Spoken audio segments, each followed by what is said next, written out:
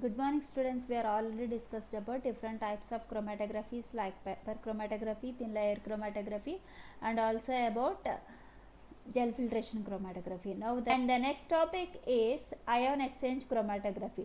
So here ion exchange chromatography is based upon the different types of exchanger. So here observe, we will take this column is made up of glass, and it also having the adjuster to overflow the, or we can control the flowing of the solvent.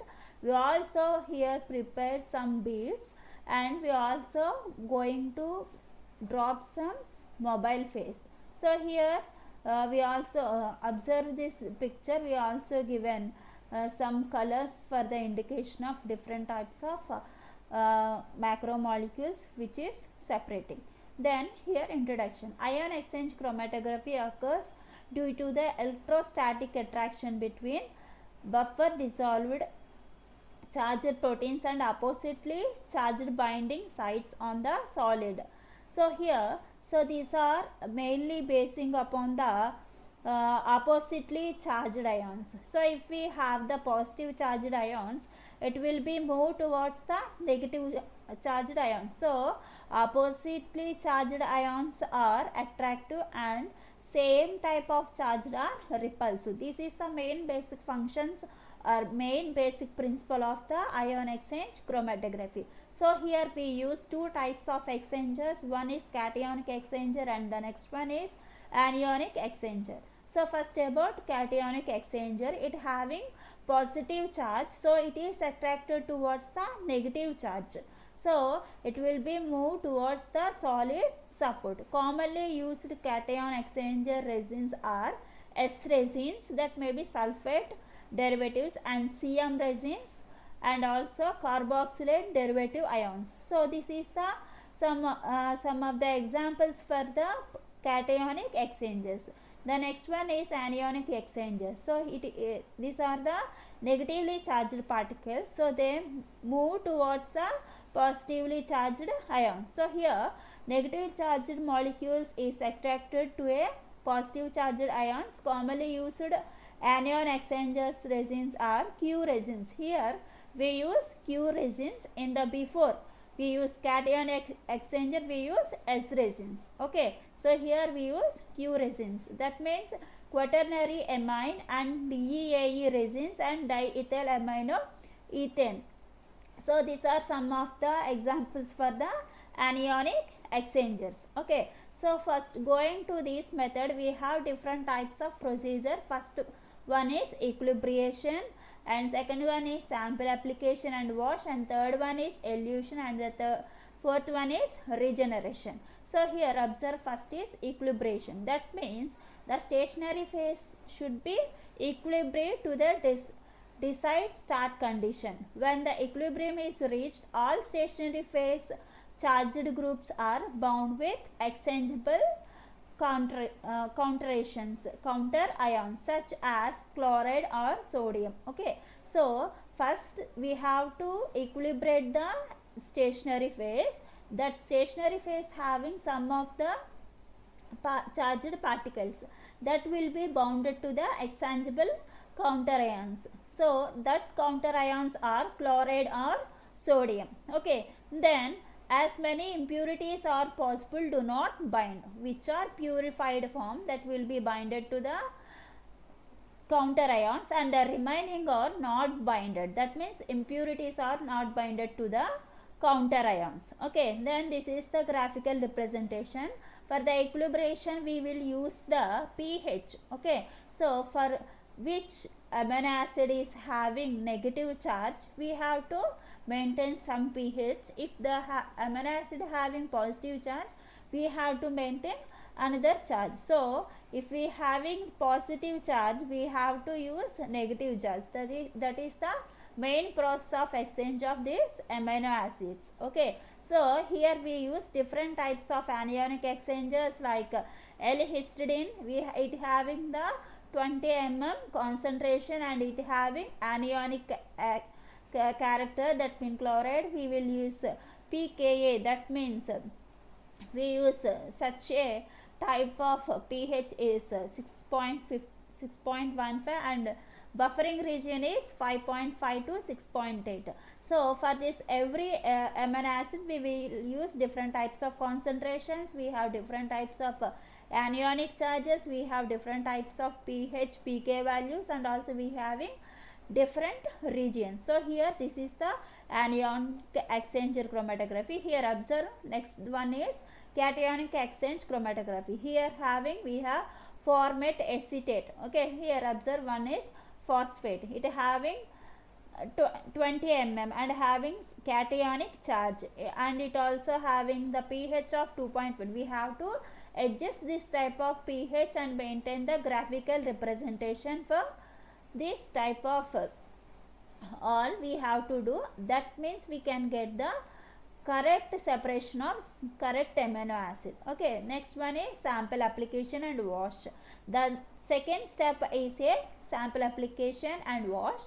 The goal in this step is to bind the target molecule. Okay, so first what we have to do, the target molecule should be attached to the counter ion. So then we have to wash it out all unbounded materials. First we have to sample apply. For what we have to apply is that we have to bind the target molecule to the counter ion, and the remaining particles can be washed off.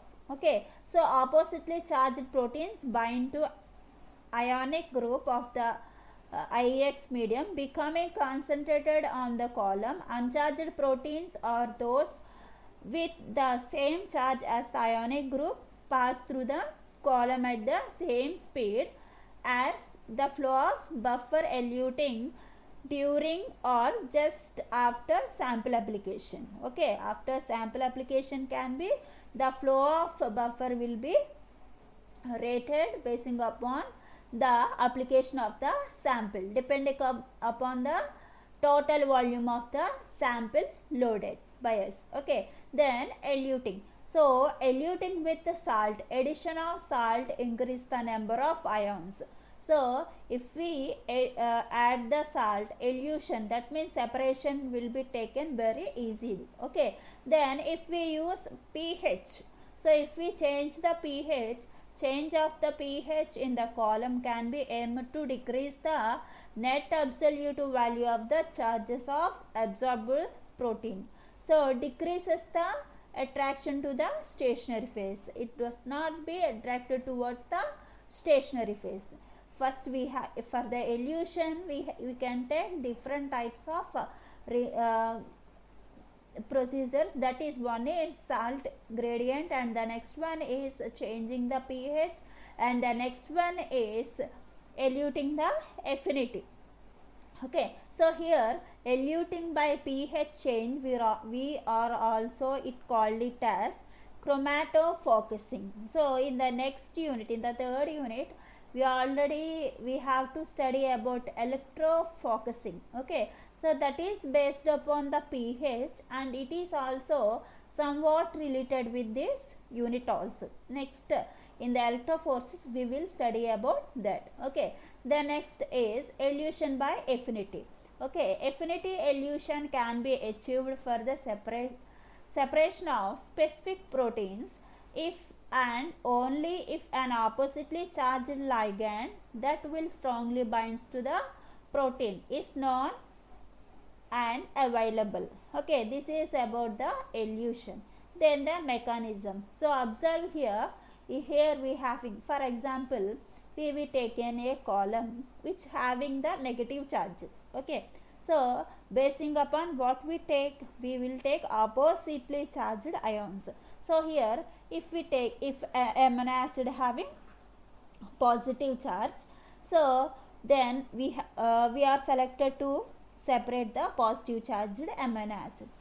So then we take a column. The column is filled up of beads. So how the beads are prepared, that already I said in the before class about gel filtration chromatography. We are prepare gel beads. Okay, so in the gel beads we have to add negatively charged ions. Okay, So we have to, that is the matrix, so that is immersed in the column. Then we have to pour the mobile phase. Okay, so the mobile phase having the different types of charged particles, that may be negative or positive.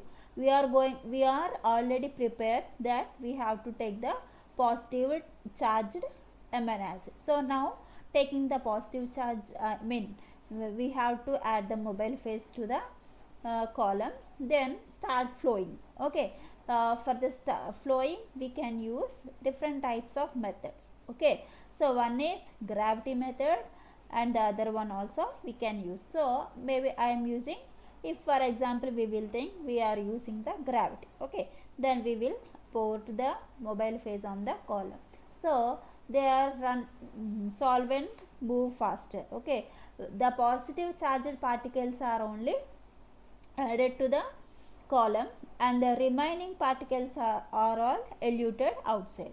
So see the first picture, the unbounded particles are come out from the column. Then next observe here, positive negative positive negative positive negative charges are attached in the column. Okay, then it can be isolated, that means if we use cationic exchange reactions is regenerated by treating with acids. Okay, if we use cations, okay, as the resins is regenerated by treating with acids, then washing with water. Okay, if we use anionic exchange resins is regenerated by treating with the NaOH, then wash it with water. So these are the process to synthesize or recovering the amino acids which we desired. Okay, so this is the last topic, last process of getting the amino acids, that is regeneration. Okay, the next one is advantages and disadvantages. So first we have to know about what are the disadvantages of this chromatography. So it is a non-degenerating technique. So in this, the amino acids or proteins, it should not be degenerated. Okay, so it will be as how we used, that will be like that only till the end of the separation. Okay, it can be used at all stages and scales of purification. So it can serve as a concentrating steps. A large volume of dilute samples can be applied to a media and the absorbed protein subsequently eluted in a smaller volumes. Okay, so these are all the advantages of that chromatography. And the next one is disadvantages of ion exchange chromatography was, it is a costly equipment and more expensive chemicals, and it also require huge amounts of solutions. So these are the disadvantages of ion exchange chromatography. So it is very costly equipment and the chemicals which are used in this are also very expensive. That two are the main disadvantages of ion exchange chromatography. Okay, so next the applications. So ion exchange chromatography is used to convert one salt to another. So for example, if we take tetrapropyl ammonium hydroxide from a tetrapropyl salt of some other anion. Okay, so one type of salt is converted into another type of salt. It is done by ion exchange chromatography. It is useful for the pre-concentration of trace components of a solution to obtain enough for analysis. So and also it is used to prepare deionized water, and it is also used for the purification of water. So water polishing equipments used in many laboratories uses several ion exchange cartridges. So here the other application for ion exchange chromatography is amino acid analyzer. Okay, so it works on the principle of ion exchange chromatography. So amino acid analyzer is a specially configured system optimized for analysis of free amino acids. So where is the free amino acids? That amino acids can be detected by amino acid analyzer. So it is also detected for the amino acids in a variety of or various solutions such as extracellular and intracellular fluids. If we have the in our body extracellular fluids and intracellular fluids also present, in that fluids also amino acids can be detected by the amino acid analyzer. So in the amino acids in the plant and animal tissues and broth, fruits, beverages and juices. So the amino acids where it will be present, that can be analyzed by the amino acid analyzer. So this is the look at the picture. This is the system amino acid analyzer. So here we can observe the monitor. So here we can observe the amount and the graphical representation of the amino acid which is present in the different types of samples that we given. Okay, the next one is types of amino acid analyzers. So types of amino acid analysis, how we can is, there are two groups. So first one is screening test. We can observe on the screen of the monitor. The next one is quantitative test to monitor the treatment or confirm an initial diagnosis. The starting diagnosis can be assessed by the quantitative test. And the next specific test, that means we can identify specific type of amino acid or the specific amino acid which is useful for the metabolism or the other section of organisms functions, that can be known by specific test. Okay, screening test means if we take a solution that having amino acids or not, that can be known by first screening test. Okay, the next was quantitative test. How many number of amino acids are present in the given sample can be observed. The next one is which type of amino acid is present, that can be analyzed by specific test. These are the three types of amino acid analysis. Okay, next amino acid analyzer working. So sample preparation. In physiological fluids, unbounded amino acids are analyzed and peptides, proteins or other high molecular compounds have to be removed so as not to obstruct separation. Column, and this could be done by acid precipitation, ultra filtration or ultracentrifugation. It is very sensitive technique, so we have to take it in purified form. There is no addition of any drugs or any some of bad elements should not be there. So if any bad content is present in that analyzer, it should be damaged very easily. So it is a very sensitive technique. We have to do it very carefully. Okay, then we have to adjust the pH. So each amino acid have different types of pH, that means isoalteric pH. So basing upon the amino acid which we want to separate, basing upon that we can increase or decrease the different types of ions. Okay, so by increasing hydrogen ions, it will be positively charged. By increasing OH ions, it will be negatively charged. While sample preparation, pH should be 1.8 to 2 as it is greater than Pi of all amino acids, so all will positively charged. Okay, so this is the picture.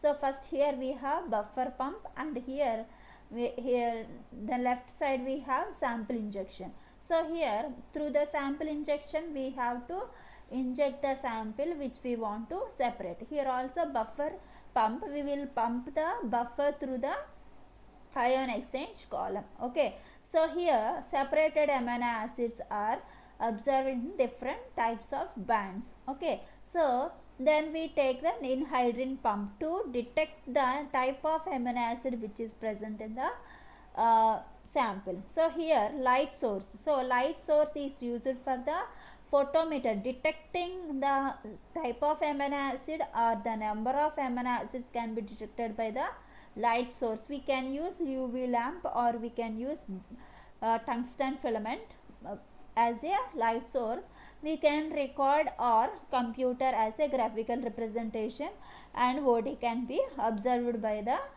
recorder. Okay, so here we will use two different types of amino acid analysis can be performed, that is UV detection with anhydride reagent and also fluorescence detection with the use of phthalate that can be given greater sensitivity to the column.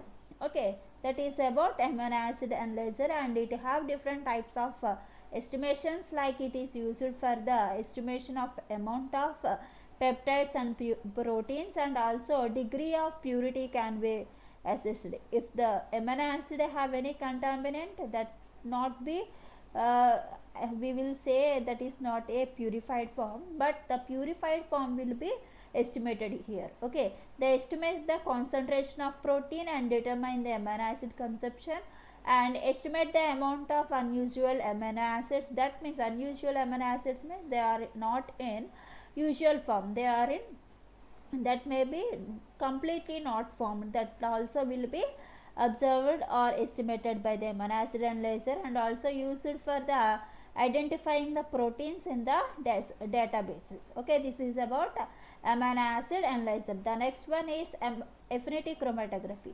So here affinity chromatography means, for example, if the enzymes are there, that enzymes are specifically bind to the specific substrate. Okay, so having a specific area or specific affinity to that component, that is said to be affinity chromatography. So for example, if we take enzyme, it will be having one space for attachment.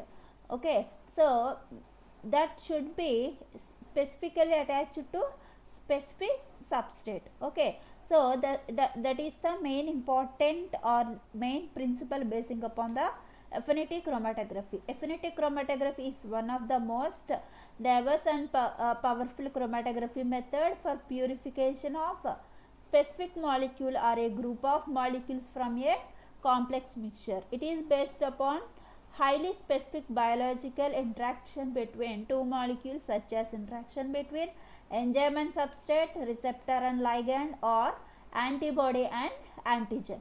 So basing upon these three interactions, affinity chromatography will be based. Okay, so many of the commonly used ligands coupled to affinity matrices are now commercially available and are ready to use. So here observe the picture.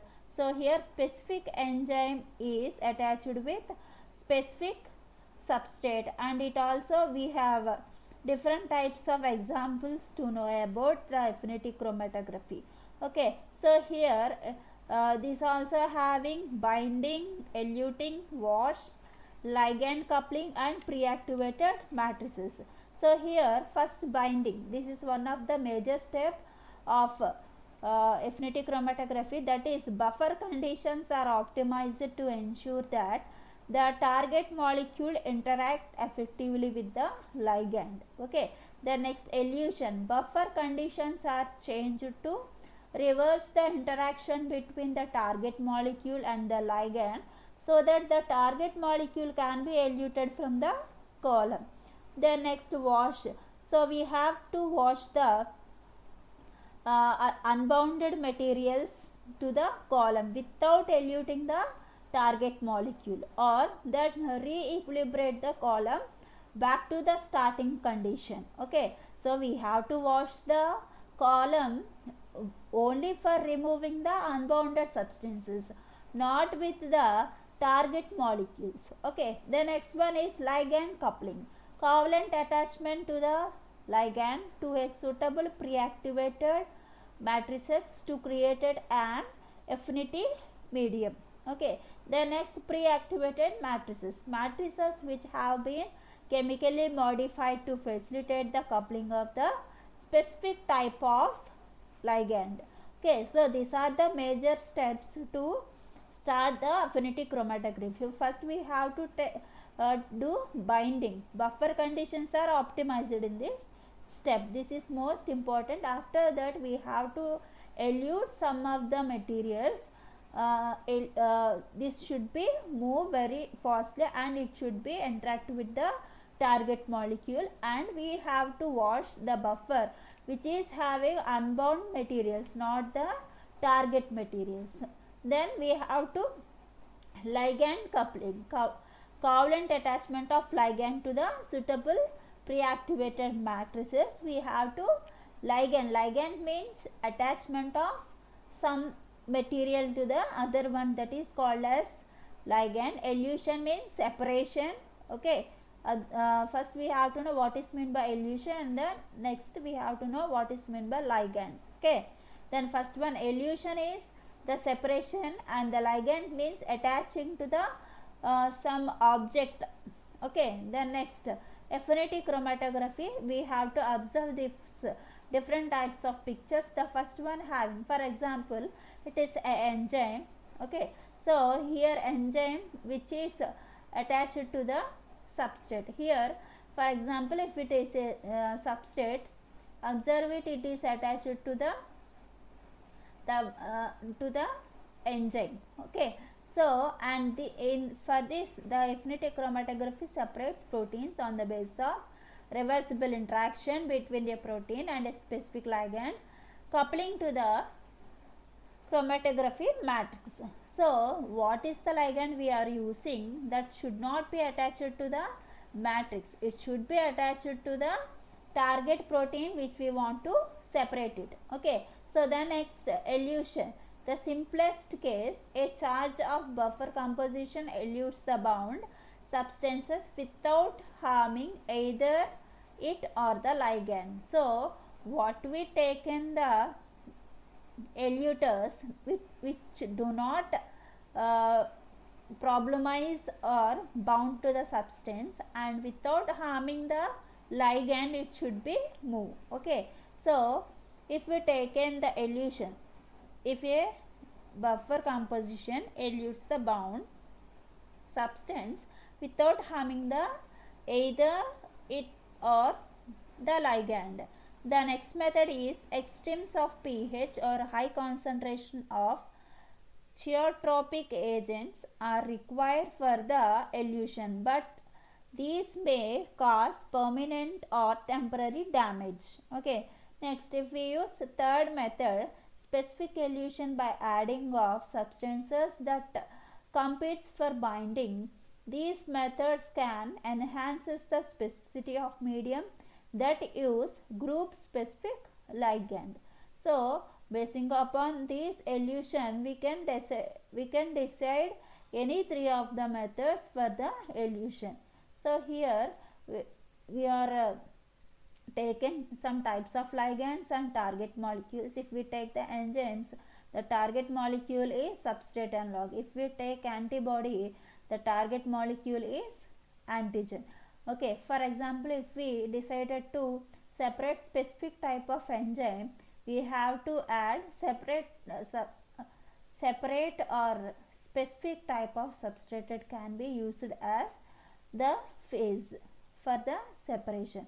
If we want to separate a hormone, we have to add specific type of receptors. These are the main important table to know the affinity chromatography, how it is worked. Okay, then next we have to use matrix, ligand and spacer arm. So first, matrix. So the matrix should have some characters, that is insolubility, and also it having some resistance towards microbial and enzyme attacks, and it also having good flow properties, and it should not be attached to the target molecule. It should be present only in the column. So which it should be taken proper. Okay, so if we doesn't take it properly, the separation will not be come very quickly or very stagnantly. Okay, so first we have to select the matrix, it should be very correctly. Okay, proper selection of matrix or carrier for ligand is a decisive importance for the successful application of stereo specific absorption. So we have to choose or select the proper matrix which having these different types of characteristics. The most important one is good flow properties. It having compulsory it having the good flow properties and insolubility and zero absorptive capacity, and it should not be reactive with the target molecule. That is the main one. So here see the picture. So we can use this. No matrix support is ideal in all these respects. So cellulose or polyacrylamide can be used as the matrices for this. Okay, so next one is ligand. The selection of ligand for affinity chromatography is influenced by two factors. The ligand must exhibit specific and reversible binding affinity for the target substance, and it must have chemically modifiable group that allow it to be attached to the matrix without destroying activity of the other enzyme or substrate which we given to separate it. So it having specific type of characters that should be maintained. It should not be alter the characteristics of target substance, and it will not be react with the target substances. Okay, the next one is spacer arm. This spacer arm is used to attach it in between the matrix and the target substance. If the spacer arm is used attached to the target protein is often located deep within the molecule, and affinity medium prepared by coupling small ligands directly to matrix may exhibit low binding capacity due to steric interferences. The ligand is unable to access the binding site of the target molecule. The length of the spacer arm is critical. We can use less than 500 microns. There is a risk of steric adherence between the ligand and matrix that restricts the binding of target molecules in case of select a pre-activated matrix. Thus, with the spacer arm for ligand with the microns of less than greater than 5000, no spacer arms is necessary. Okay, so if we have less than 5000 microns, we can use small ligands. We have greater than 5000 microns, we want spacer arms. Okay, so here next applications.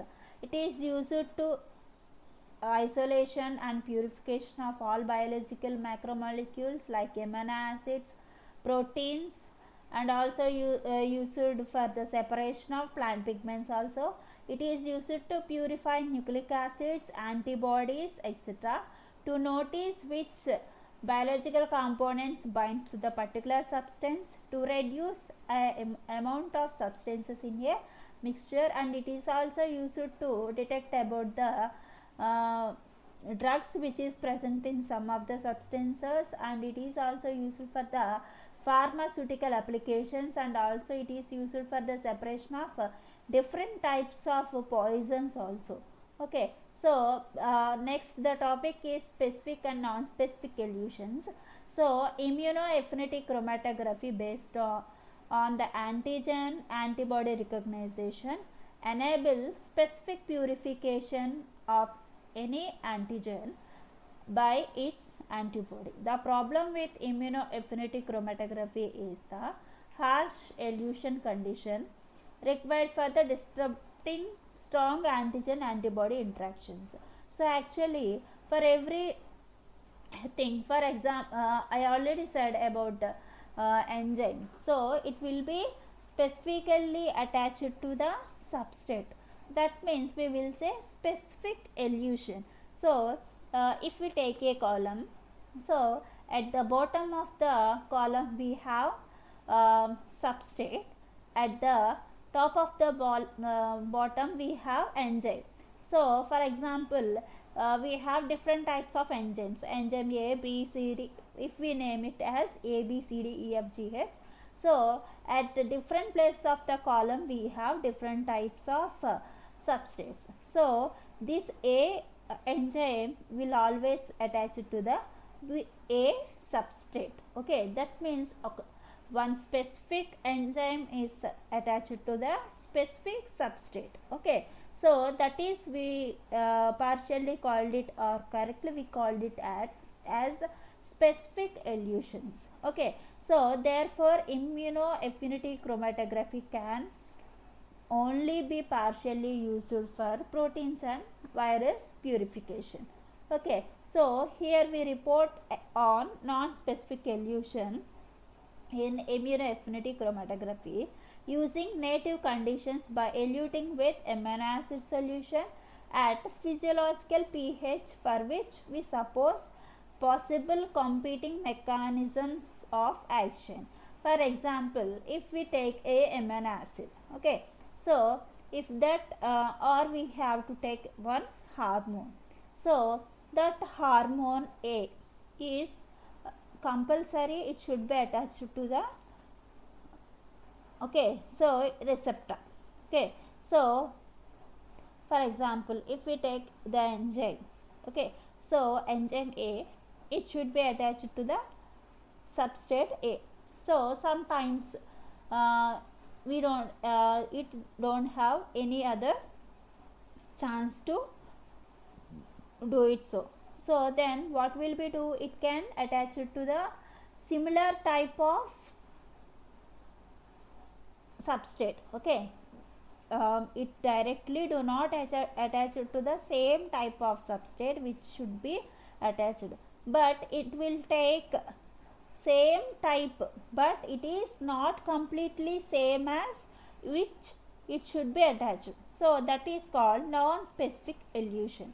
So, and we also take some of the elution potential of various amino acid solutions was tested using immunoaffinity column specific for ovalbumin and mumps virus and protein G affinity column. Results having shown that the most successful elution solutions were those containing imidazole and arginine of high molarity.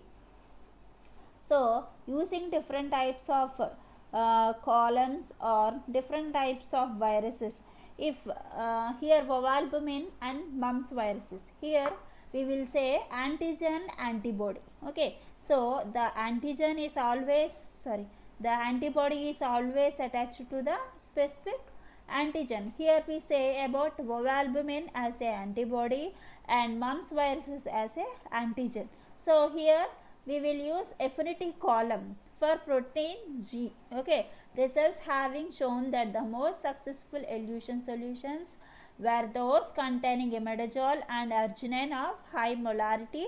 Imidazole represents aromatic residues readily found at the antigen antibody interactions surface, and arginine is most frequently found on protein surface in general.